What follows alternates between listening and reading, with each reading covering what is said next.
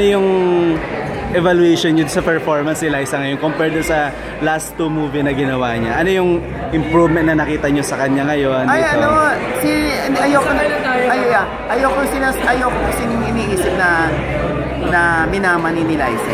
But sa totoo lang, si Liza, for now na-experience na yung Forevermore, tsaka yung Everyday I Love You yata yun, or ano? Just the Way You Are? Just the Way You Are, nagsabay. So, naghahalo yung character niya. So siya rin naman ang may sabi sa amin na, ito Ochi, huwag muna natin pagsabayin yung pelikula tsaka ano. At para gusto ko makafocus ako sa isa.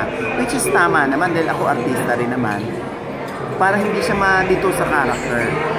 Character doon sa teleserye, character doon sa pelikula. So, para hindi malito, yun muna yung kanya gagawin, isa lang. So, doon mo makikita yung tao, si Liza, na ganun siya kapasyonista sa pag-arte. Hindi siya sunggab lang ng mga proyekto at parang strike while the iron is hot. Hindi siya ganun.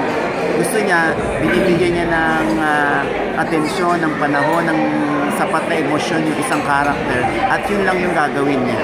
Wala nang iba. Kung pelikula, di pelikula. Wala mo na teleserye. What's next to her after this? May aabangan sa kanya? Meron siyang teleserye. Gagawin si Liza. So yan ay pinipitch pa namin. Pinipitch pa nila. Pero alam ko tapos na. So ibig sabihin ba nito, sir, na sa mga susunod na movie nila, allow na si Liza to have kissing scene with Enrique? Hindi.